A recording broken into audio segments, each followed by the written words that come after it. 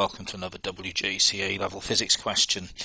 This was originally in Unit 4 from January 2012. It was question 3, and it's a question about momentum basically, which is now a topic that's in WJEC Unit 1. So this one talks about the Rolls-Royce jet engine and how it works by taking in air at 250 meters per second, and then the air is sort of accelerated inside the engine and is output at the back at an average speed of 290 meters per second. And the input radius of the air is 1.8 meters. The first part of the question tells us that the radius is 1.8 meters and the density of air is 0.4 kilograms per meter cubed. And we've got to show that the mass of air entering the jet engine per second is approximately 1,000 kilograms. Well, the key to this is to think about exactly what happens per second. So in 1 second, we've got air moving in at 250 meters per second, and that means that in 1 second, we're going to have a cylinder of air entering the turbine, entering the jet engine of length 250 meters. 250 meters per second literally means the air moves 250 meters in every second. The formula for the volume of a cylinder is the cross-sectional area, which is pi r squared, times the length of the cylinder, which we just said is going to be 250 meters. So we've got pi times 1.8 squared times 250. That's going to give us, as we said, a volume of this cylinder of air. So let's plug those numbers into the calculator. And we find that that is about 2,500 cubic meters, 2,545, but 2,500 will be plenty of figures here. Now we want to find mass. Mass and volume are linked with density. We're given the density of 0.4. Density is mass over volume, so mass is the density multiplied by the volume. So 0.4 times the 2,500, using the answer on the calculator rather than the rounded 2,500, gives us about 1,018. So let's call it 1,020 for 3 figures, kilograms. So again, roughly the 1,000 kilograms that we're asked to show. Now we've got to calculate the forward thrust produced by this engine, and the key to this is to understand that Newton's second law is really stated that the resultant force on an object is equal to its rate of change of momentum. So we're going to use the formula here that the resultant force, the thrust if you like, is the change of momentum per second, delta P over delta T.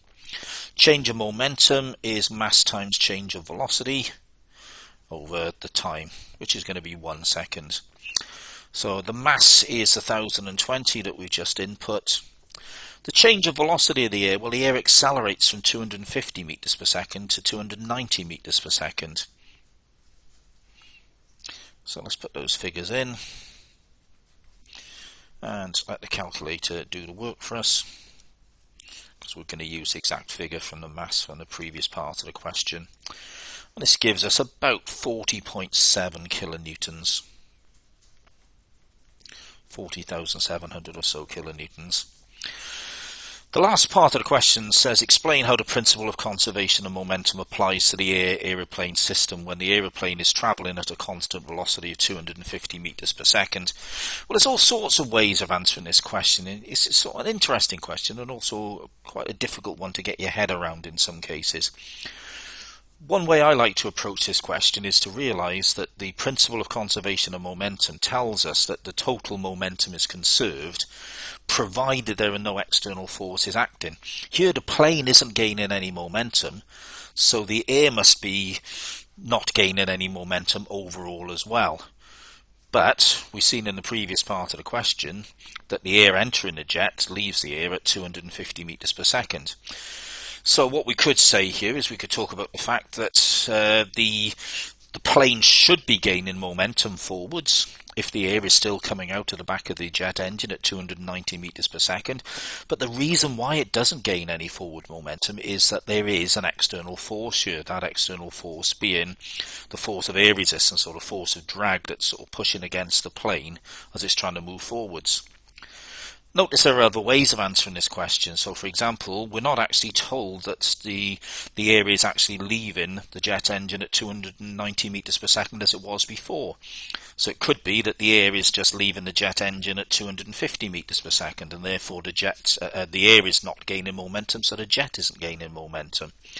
So let's go for something relatively sensible to start with. So let's just say something like the plane is not gaining momentum.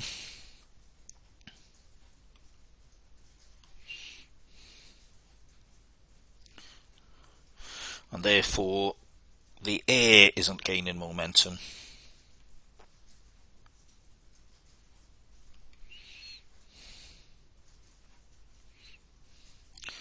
And we could say that, as we said, that second method could be that means that the air is leaving at 250 meters per second.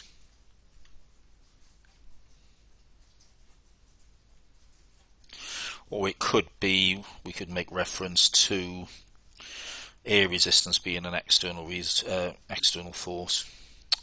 Try that again. Air resistance is an external force.